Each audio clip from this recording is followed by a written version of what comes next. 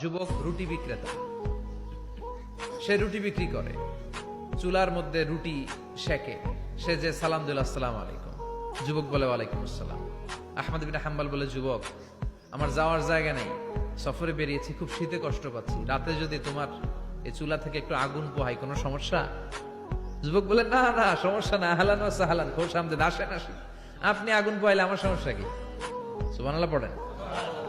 আল্লাহ শুকরিয়া করে উনি বসলেন আর আগুন পোহাচ্ছেন, আর খেয়াল করলেন যুবক রুটি বানায় আর পরে আস্তাগফিরুল্লাহ, রুটির দলা বানায় পরে আস্তাগফিরুল্লাহ, খামির বানায় আর পরে আস্তাগফিরুল্লাহ, রুটি নিয়ে উনুনের ভিতরে চুলার ভিতরে সেকা দেয় আর পরে আস্তাগফিরুল্লাহ, দোকানদারের কাছে কেউ আসলেই সে রুটি দেয় আর পরে আস্তাগফিরুল্লাহ, ক্রেতার কাছ থেকে টাকা নিয়ে ক্যাশ বক্সে রাখে আর কি পড়ে, আবার রুটি বানানো শুরু করে আর কি পড়ে, খালি এটাই পড়তেছে। ইমাম আহমদ ইবনে হাম্বল তো অবাক, কিরে এটা আবার কেমন যুবক, খালি আস্তাগফিরুল্লাহ।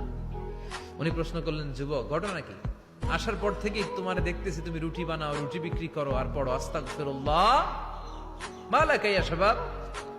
যুবক বলে, আস্তাগফিরুল্লাহ আমার সবচেয়ে বেশি পছন্দের আমল, আমি সব সময় আঠার মতো ইস্তেগফারের সাথে লেগে থাকি আর সব সময় পড়তে থাকি আস্তাগফিরুল্লাহ, আর এর বদৌলতে আল্লাহ আমারে মুস্তাজাবুদ দাওয়া বানিয়ে দিয়েছে। আহমদ ইবনে হাম্বল তো অবাক, আনতা মুস্তাজাবুদ দাওয়া, তুমি মুস্তাজাবুদ দাওয়া রুটিওয়ালা?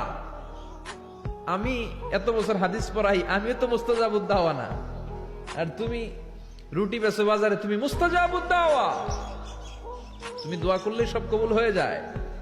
যুবক বলে, না আনা মুস্তাজাবুদ দাওয়া, আমি আমার জীবনে যত দোয়া করেছি কবুল করে নিয়েছে কে? সব দোয়া কবুল করে নিয়েছে আল্লাহ, একটা দোয়া ছাড়া। কয়টা? আহমদ ইবনে হাম্বলের কৌতূহল, কিউরিসিটি আরো বেড়ে গেল, কি সব দোয়া কবুল হয়েছে একটা দোয়া ছাড়া?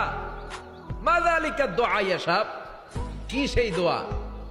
যুবক এবার বলতে শুরু করলো, আমার জীবনে যে দোয়াটা আল্লাহ কবুল করে নাই সেটা হচ্ছে, আমি আল্লাহর কাছে অনেক চেয়েছি, অনেক দোয়া করেছি যে আল্লাহ, শুনেছি এই জামানার সবচেয়ে বড় মুহাদ্দিস, তার নাম নাকি ইমাম আহমদ ইবনে হাম্বল, আল্লাহ তোমার কাছে আমার চাওয়া, আমি যেন এই ইমাম আহমদ ইবনে হাম্বলের দেখে মরতে পারি, আমি যেন ইমাম আহমদ ইবনে হাম্বলের হাতে হাত রেখে মুসাফা করতে পারি আর তার কপালে একটা চুমু এঁকে দিতে পারি।